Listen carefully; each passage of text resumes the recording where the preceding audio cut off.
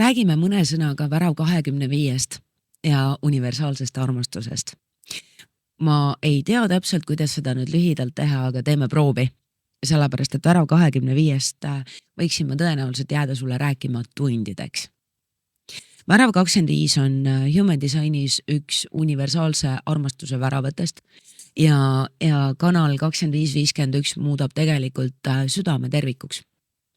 Ühendab sellise spirituaalse, üleisikulise, aktsepteeriva armastuse egoga, egoistlike soovidega, päris vinge kombo on ju. Aga ma tervikkanali juures praegu peatud ei taha. Ma tahan sulle mõne sõnaga rääkida 25. väravast ja ma tahan sulle rääkida aktsepteerimisest. Tingimusteta armastusest räägitakse hullult palju, lihtsalt nagu väga palju. Kohati isegi liiga palju. Väga palju räägitakse tingimusteta armastusest lähisuhetes ja vanema ja lapse vahelisest tingimusteta armastusest. Tegelikult saladuskattal võib öelda, et enamus lähisuhteid, eriti kui asi puudutab kooselu või abielu, on väga tinglikud. Ja lapse ja vanema suhe enamasti on ka kõike muud kui tingimusteta aktsepteeriv. Seni kaua, kuni sa ei aktsepteeri ennast, ei aktsepteeri oma esivanemaid, nende lugusid, ei võta ennast päriselt vastu sellisena, nagu sa oled ja ei ütle jah kõigile oma esivanemate kannatustele ja kogemustele. See nüüd on natuke konstellatsioonide valdkonda, aga tegelikult konstellatsioonide läbi põhimõte on kõigele koha andmine ja armastuse voo taastamine.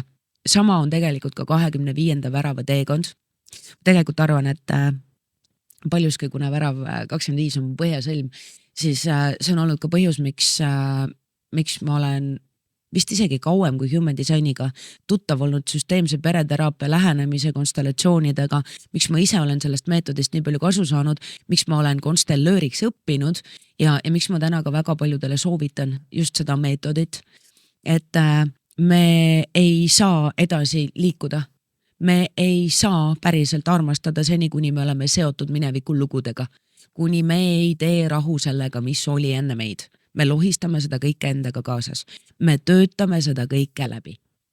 Ja seni kaua, kuni me ei ole teinud rahu oma esivanematega ja me ei ole rahu teinud ka oma enda isikliku minevikuga. Ja kui me ei aktsepteeri iseennast, meil ei ole võimalik aktsepteerida päriselt ei oma lapsi ega ka partnereid. Ja seetõttu ma usun tingimusteta armastuse võimalikkusesse, aga ma ei usu, et enamus tänapäeva paari ja lähisuhteid baseeruvad tingimusteta armastusel. Teine asi on see, et värav 25 võtmes. Armastus saab elada ainult vabana, mis tähendab seda, et armastus peab olema vaba. Nüüd igasugused ühiskondlikud normid, reeglid ja moraal suruvad armastuse raamidesse. Ja värav 25 on väga tugevalt seotud selle kolmikuga, usk, lootus, armastus. Nüüd seda kolmikut väga palju tühistatakse, väga palju pisendatakse. Meile Eestis me oleme kristluse omaks võtnud küll vist vastumeelselt iseasi, kui tugevalt me oleme seda aktsepteerinud. Ma kusjuures päriselt ei tea, kui palju me päriselt Eestis oleme aktsepteerinud kristlust. Aga see põhimõte, et sul ei saa olla muid jumalaid peale minu ja et sul ei tohi olla ka muid armastusi peale minu. Ehk siis, et sisuliselt ja ma praegu ei räägi üldse kuidagi vastu traditsionaalsele abielule, ma lihtsalt räägin sellisest üleisikulisest armastuse mõõtmest, mis tegelikult lähisuhetes on 25. väraval keeruline, sellepärast, et traditsionaalsed peremudelid ja sellised traditsionaalsed peresuhted, sa võid armastada ainult oma abikaasat, piiravad ja ahistavad. Värav 25 on võimeline armastama kõike elusat ja kohati ka elutut võrdselt. Ja siin on nüüd oluline eristada seda, et mingisugused, ma ei tea, monogaamsed kokkulepped ja armastus on täiesti erinevad asjad. Et üks asi on mingi kokkulepe, mille me teeme maisel tasandil, aga armastus värav 25 võtmes on seisund. See ei ole tunne, see on endast lähtuv seisund.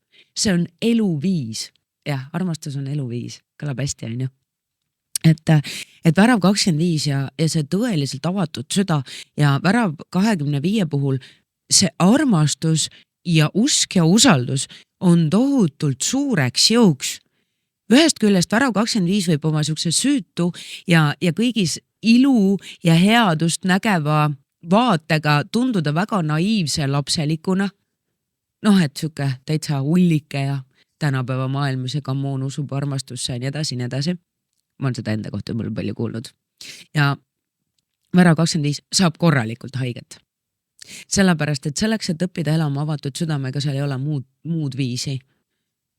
Elu õpetab ja elu õpetab aktsepteerima ja kui sa tahad õppida päriselt tingimusteta armastama ja aktsepteerima, siis arvesta sellega, et siin tavaliselt elu õpetab. Ja sa ilmselt juba tead, kuidas elu kõige paremini õpetab. Elu õpetab kõige paremini aktsepteerima kõike, kogu pillerkaart, läbi kaotuste, läbi pettumuste, läbi haiget saamiste, läbi reetlikkuse. See on see tee selleni. Ja et kuidas siis jälle süda lahti teha ja kuidas hoida süda avatuna, sõltumata sellest, mis välises toimub.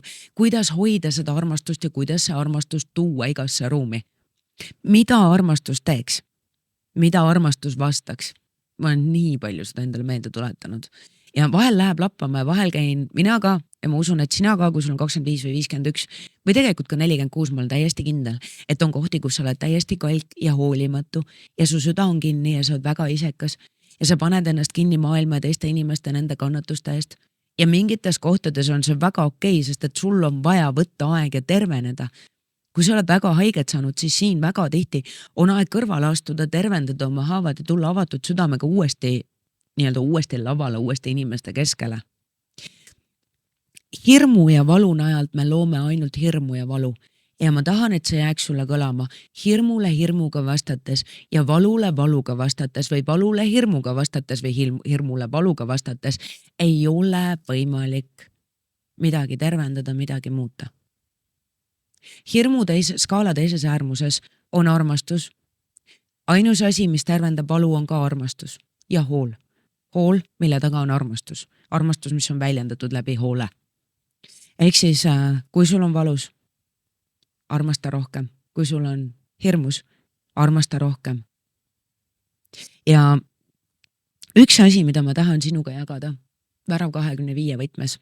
Kui sa oled ema ja kui sa oled sünnitanud, siis sa tõenäoliselt tead, millest ma räägin. Võimalik, et elu on sulle ka selle väärtusliku kogemuse juba pakkunud, aga mulle jäi see külge 16 aastat tagasi ja ma olen selle eest nii tohutult tänulik.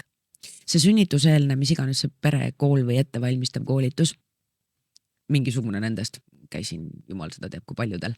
Aga see, et hinga, et tee, mis sa teed, vahet ei ole, kui valus sul on, ära lõpeta hingamist. See on saatnud mind 16 aastat. Sellest ei olnud kasu mitte ainult sünnitusel, vaid ma olen seda mäletanud, see oli vist nagu tempelmällu, sellepärast, et ma arvan, et ma täiega kartsin sünnitust ja kõik läks jumala tuksi ja see oli ainuke asi, mida ma sain teha, hingata. Kõige juures, kõik plaanid, kõik läks tuksi ja minu meelest on see nagu kuidagi, ma olen selle ellu kaasa võtnud, sellepärast, et elu mulle väga selgelt näidanud, et mul võib olla igasuguseid plaane, kavatsusi ja tegelikult mul ei ole õrna aimugi, mis saab ja ainuke asi, mida ma saan teha, on uskuda, loota ja usaldada, et mida iganes elu ette toob, ma tulen sellega toime. Ja kõige keerulisemates olukordades on mind täiega aidanud see, et tee, mis sa teed, vahet ei ole, kui valus sul on, hinga, ära lõpeta hingamist.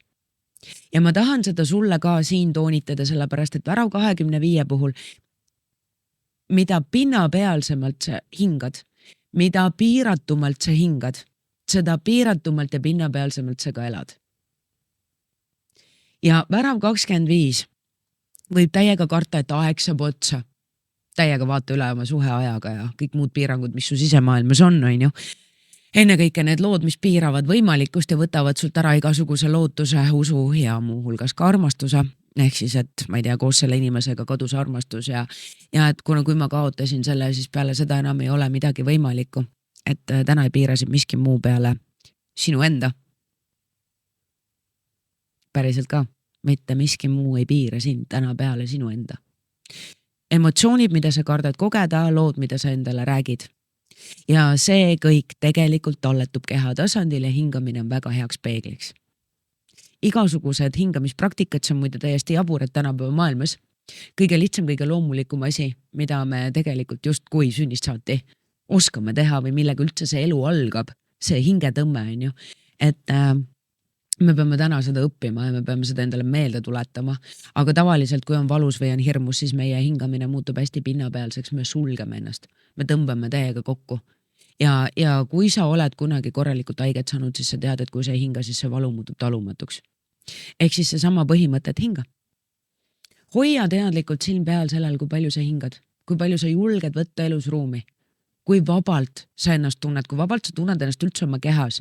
Et tegelikult värav 25 on väga tugevalt seotud 46. väravaga ehk siis ka sellise armastusega vormi vastu. Ja värav 25 võib ta olla täiega totaalne asjade ja vormi külge klammerduja. Ehk siis tegelikult, kui nagu kui inimesed väga palju pettumust valmistavad, siis siin võib nagu igasugused inimsuhted asendada asjadega. Ja mida rohkem siin millegi külge klammerduda, mis tahes vormi külge, sealhulgas ka oma enda vormi külge. Come on, me jääme vanemaks, me oleme loodud, kõik jääme vanemaks. Ka meie keha ei ole loodud jääma samasuguseks, nagu see kunagi oli. Ja seda nagu ilgelt nõme tunnistada ja aktsepteerida. Ütleb sulle keegi oma enda kogemusest. Aga see vormi külge klammerdumine, mida rohkem see klammerdub mateeria vormi külge, seda raskemaks läheb. Ja seda rohkem hakkab see kõik siin piirama. Ehk siis vabadus, armastus peab olema vaba. Sina pead olema vaba. Mis vahet seal on, kui kaua sa elad, kui sa päriselt ei ela. Lase ennast vabaks, ava ennast elule. Sa saad nagu nii haiget, aga sa pead kogu aeg kannatama, püüdes ennast kaitsta haiget saamise eest.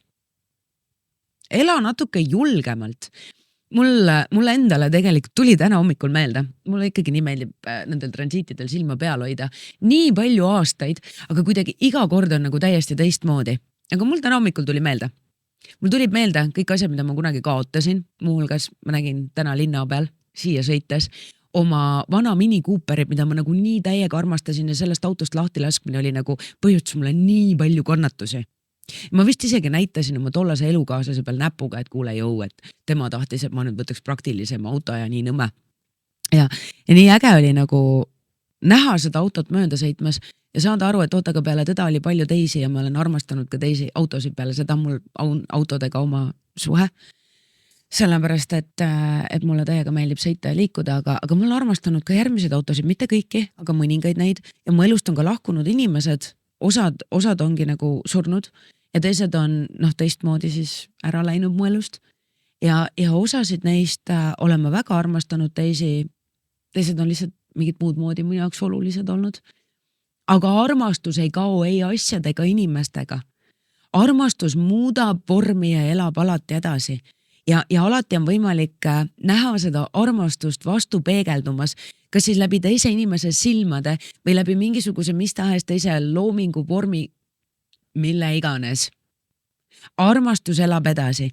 Ja siis see, mis mulle tegelikult täna hommikul meelde tuli, on see, et kurat küll me võtame seda inimkogemust nii tõsiselt ja kõik on nii raske ja kõik on nagu kuidagi nii, midagi on kogu aeg võimalik võita ja kaotada mäng mõisa peale, aga tegelikult ka selle kehastusega, ka selle vormi kadumisega, ka nii-öelda selle keha hävimisega ei saa ju kõik läbi, armastus elab ikka edasi.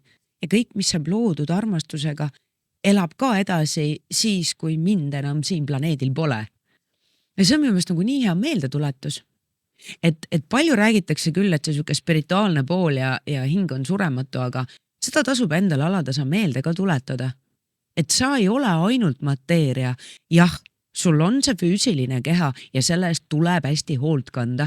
Sellepärast, kui sa sellest hästi hoolt ei kanna, siis ega tegelikult ei saa ka armastades ja elu nautida. See kõigel ei ole pointi, aga sa ei ole oma keha. Ja ka siis, kui sa selle sõiduk ja selle keha nii-öelda Romulasse või Tallinna krematooriumisse sõidutad, siis teekond jätkub. Sina muudad vormi, seiklus muudab vormi. Lõpp on algus. Ehk siis värav 25. Ma arvan, ma võib-olla ei lähe siit nüüd kuhugi sügavamale. Mulle tundub, et ma olen võib-olla kõige olulisem asja sulle kõlama jätnud, aga tea, et sul on võimalik tuua armastus sinna, kus seda pole kunagi olnud. Ja sina saad olla see lootuse kiir kohas, kus on väga-väga pime, kus pole valgust ammu olnud. Ja see nõuab tohutult suurt jõudu. Värav 25 ja Tervikkanal. See siuke spirituaalne sõdalane. See on selline preestri või šamaani teekond. Et sinu sees on midagi väga-väga püha. Ära tühista seda ja võta ette see julge teekond. Julge minna sügavamale. Ja mida sügavamale julged sa minna sisemiselt, seda enneolematumale teekonnale saad sa asuda ka välismaailmas. Sa oled tõeline teerajaja. Julge teha see samm. Värav 25. Universaalne armastus. Ja sellega algab jäära teekond. Nagu come on, kui valesti oleme me jäärast aru saanud. Usk, lootus, armastus. Tõeliselt jääralik teerajaja energia.